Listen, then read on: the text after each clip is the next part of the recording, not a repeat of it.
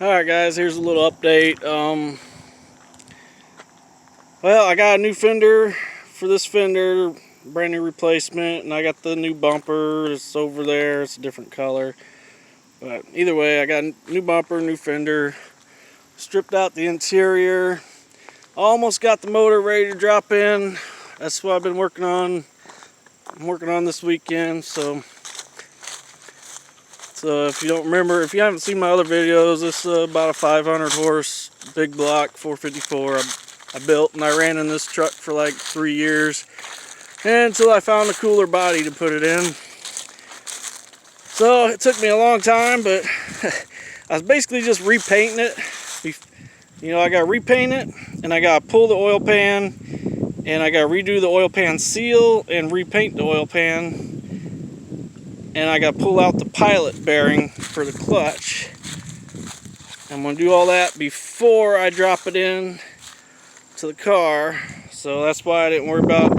And I'm getting new valve covers. These were starting to rust pit pretty bad. And I'm doing a fuel injection conversion. That's why I don't care about the intake. And so yeah, I'm going to repaint the oil pan when I pull it off anyways, because I thought I had a rear main seal leak, but I had the oil pan was leaking right back here at the oil pan gasket. So I'll pull it off, reseal it, and repaint the oil pan. And yeah, so I'm gonna get some new valve covers, and I've already got a new port injection intake to put on here.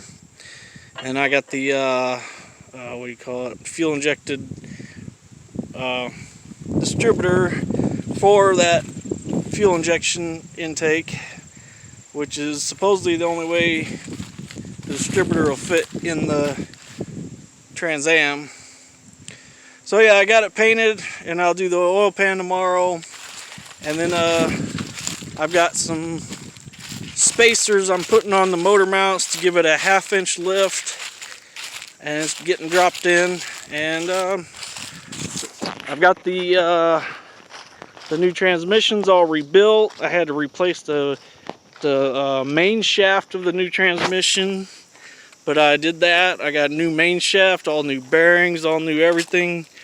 The new transmission's all done up and ready. So I'm gonna drag this car over to my tree, drop the motor in, and then pull it back over here to mess with the transmission stuff. But man, that big block is so outrageously heavy when it's got these cast iron heads on it and everything. It ain't too bad when it ain't got heads on it, but when it's got heads on it, I've got this engine stand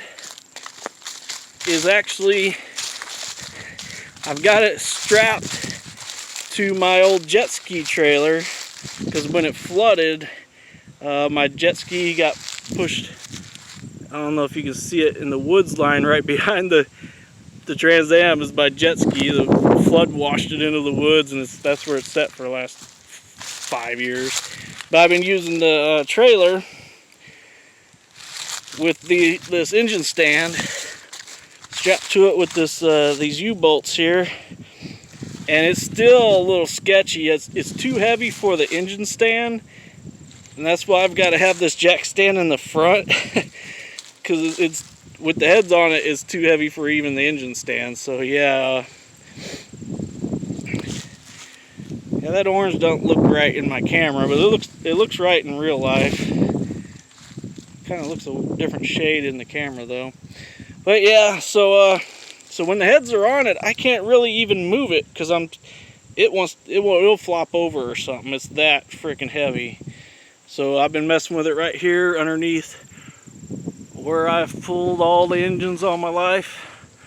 This limb here that it's not going to make it another year, I don't think. So this will be the last time it gets used. But yeah, oil pan.